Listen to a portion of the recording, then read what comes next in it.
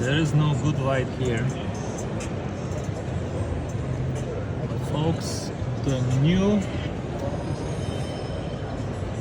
Daiwa Presso rods look absolutely amazing, and I've seen a few amazing rods. These rods, oh my gosh, these rods look amazing, folks. Let me pick up one of them, longer one. I picked all of them. You know, this rod in the hand, I don't know which one I have right now, but even this one is very long. But I had the 7-foot just a moment ago. This rod feels better than that Loomis. What was the most expensive Loomis rod that I just showed you? Even though the Loomis is much more expensive, this rod has faster recovery, sharper tip, 5 times more amazing aesthetics. It is thin. This is a long rod. It is thin. The guides are kind of small, but I personally use such thin line that it doesn't bother me. But my American friends, if you use 6 or 8 pound line, it's not gonna like this first guide over here, not like the $6 Presso. Look at this first guide. That guide don't care if you use 10 or 20 pound line. This rod looks and feels amazing. To tell you the truth, looks and feels even like a $300 rod. And you know, I don't just say things like this. Here is why I said I wasn't gonna buy this rod. And I asked him, every model comes with this mega top. Here is the chip. Look at the chip. They all come with extra fast action. Let me try to give you a different angle. Solid tip, folks. Look, it's gonna be bending like this. Let me, one last time. It's gonna be bending like this, folks. Solid tip.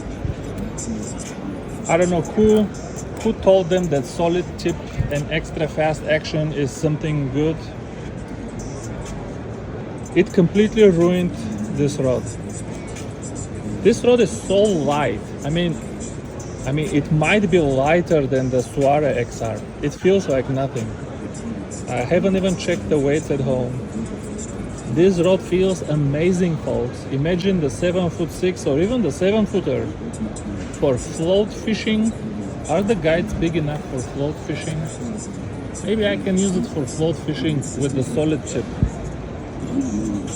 The guides are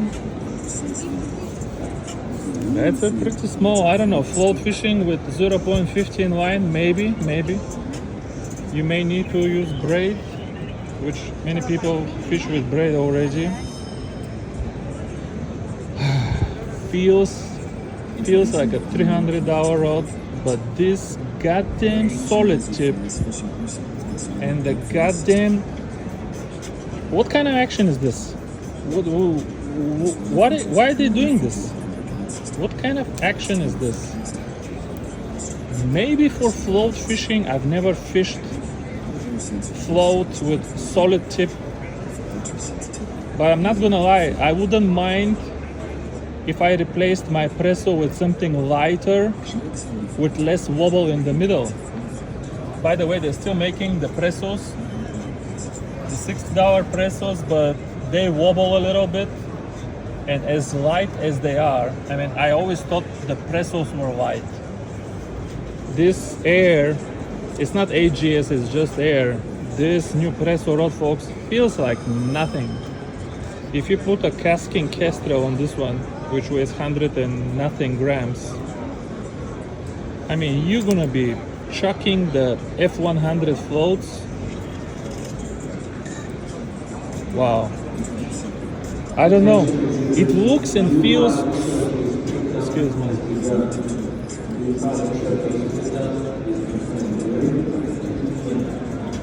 It looks and feels so amazing that I'm tempted to buy one, even with the solid tip and extra fast action, and try float fishing. I mean, I don't need any specific action or sensitivity or anything for float fishing. If you're thinking of jigging with this, just forget it. You are not gonna jig with this rod. This super soft tip will numb anything, even with 2-gram jig. If you try to twitch a 2-gram jig, it is so soft, it will bend over even with a 2-gram jig and it will numb it. But I might buy the 7-foot model and try it for float fishing. I don't know anything else that would feel so good. All right, I gotta let go because a lot of people